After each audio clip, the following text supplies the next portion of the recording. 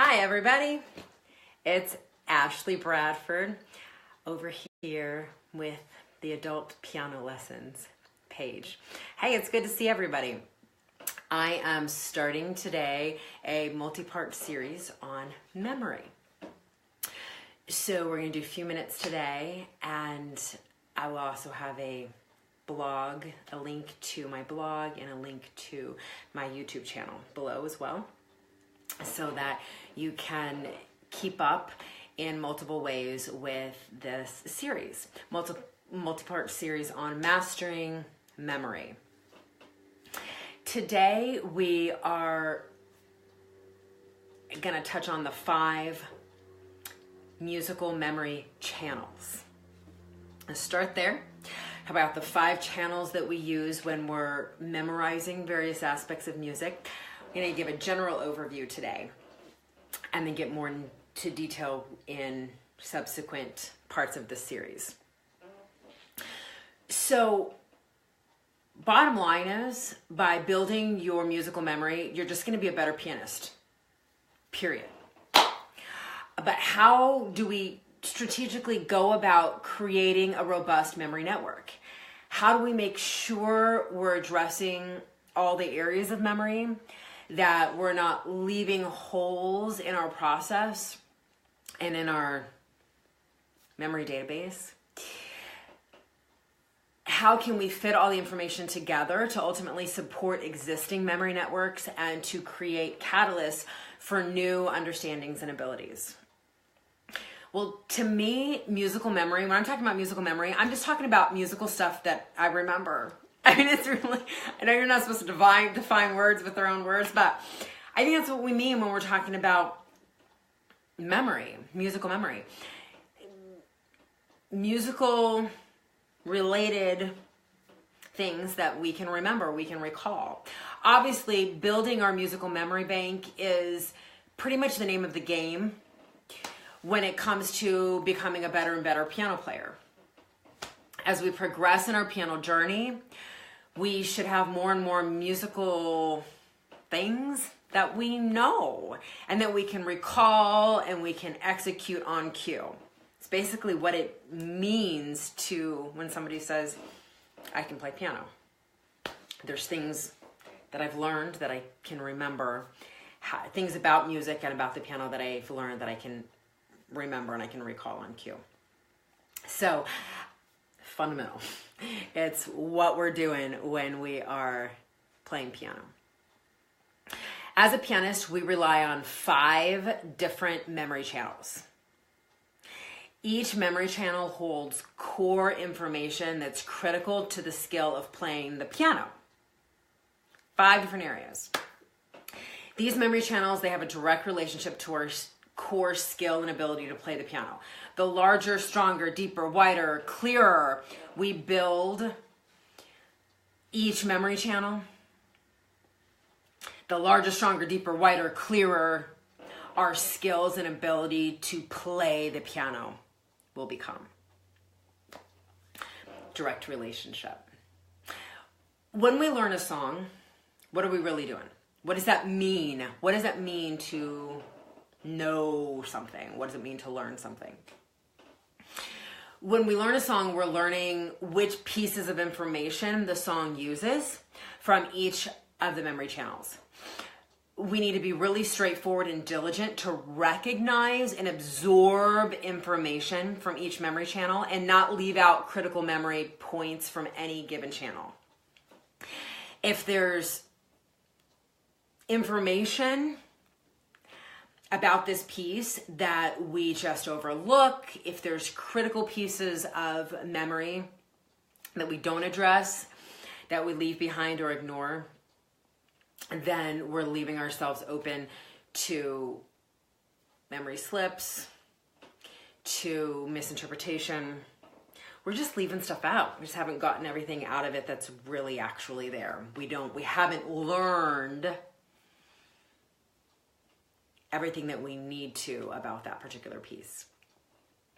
So it's really critical that we have a working knowledge and a fluent vocabulary in what each of the 5 memory channels are so that we're actively seeking information in each of those channels as we learn a piece.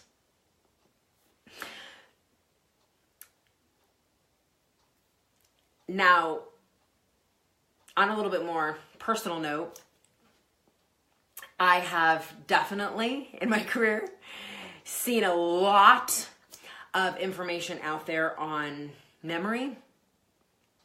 Watched a lot of YouTube videos, read a lot of papers, a lot of books, done a lot of study. And I feel that there's some great parts and pieces of information on musical memory out there. But at least from a piano and a pianist's perspective, I haven't seen anyone or anything address all 5 channels in a way that I think is comprehensive. So definitely correct me if I'm wrong. I would love to get information that any of you all find on this topic. I haven't seen any one source actually comprehensively address the 5 memory channels, at least as far as they have to do with piano. So send me your thoughts, send me the information that you've gathered, resources that you've seen. Would be really helpful. So here they are: auditory memory, conscious memory, visual memory, muscle memory, and what I call graphic memory. Auditory, conscious, visual, muscle, graphic. In this series, in subsequent parts, I'm going to address each individually. But let me give you a very brief overview, very brief summary of what I mean by each of these. And I made a blog post on this, so I'm going to also read off of that and read some supplemental information about each. So auditory memory. What do I mean by that? Here I'm talking about sound, ear, language, communication, meaning. What am I hearing? That would be your basic melody, your basic chord line, the things you're hearing. Number 2, and again, we'll get into all this in detail in the future. Number 2, conscious memory. Supporting terms here would be terms such as understanding, theory, math, synthesis, right? This is the way that we communicate about our auditory memory, the way that we communicate about things we hear. So conscious memory would be information such as, that's a tonic chord, that's a melodic sequence, mi, re, do. So it's the words that we put to that, the conscious words we put to it. It's the math behind it, the theory. Number 3, visual memory. What I mean by visual memory is shape, topography, mental picture, the piano in your head, right?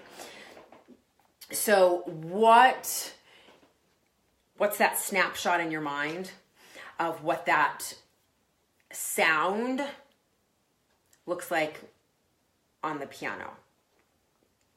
So we have a real order of things here. We hear a sound, that's auditory memory. We synthesize that sound and make sense of what that sound is, that understanding, the conscious memory. Then we visualize based on the auditory and the conscious memory, conscious information. Then we visualize what would that look like on the piano. Based on that visual memory, then we send information to our fingers to actually play something. That would be what I would call muscle memory. That's the feel. It's motor. It's movement. I've heard people reference that as motor memory as well. Tactile. Any of those terms are fine. That's what I'm talking about when I'm talking about muscle memory. We send based on what we've heard, what we understand about what we've heard, and the visual that attaches to what that would look like on the piano. Then we send the information to our hand. to the muscle memory to play it. And then fifth, graphic memory. Supporting terms for this would be see, score, staff, things that are written down. That's what we're doing when we're reading music. Graphic memory. So what does a stack, just a root position triad, look like when you see it on the staff? Lines and spaces, quarter notes versus half notes. So that's your symbol, is the word I'm looking for. That's your symbol, your icon, your marking, your representation of the sound. So there you go. I know that leaves a lot to be discussed, which I'm excited about doing in subsequent videos. But here's your turn. Here's what you can do in the meantime. As you play piano this week, begin looking for pieces of information that might fall into each of these 5 channels of memory. What information can you discover? That might be auditory information. Sound, ear, language, communication, meaning. What information can you discover about this, what you're working on, that might be conscious information? Understanding, theory, math, synthesis. What information can you discover about the piece that might be visual, shape, topography, mental picture, piano in your head? What information can you discover that would be in the category of muscle,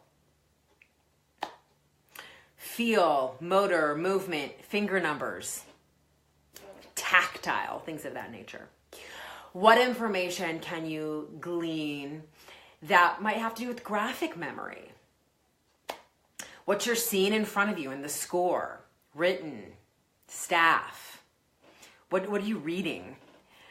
And those icons and those symbols that you can gain information from. I'm going to put a link to my blog post about this below so that you'll have all of this text in this information in text and writing. You might print that off and give you some ideas that you can pull from as you're working this week. All right, well, it's been great to meet up with everybody. I'm going to post this so you guys can listen and watch it throughout the week. I'm also going to put it on my YouTube channel. I'll put that below. I am now on www.adultpianoacademy.com. Link to that below as well. Next, we will dive into memory channels one at a time as we intentionally work to develop knowledge and information and memory in each of those channels. All right, have a great week. We'll see you next time.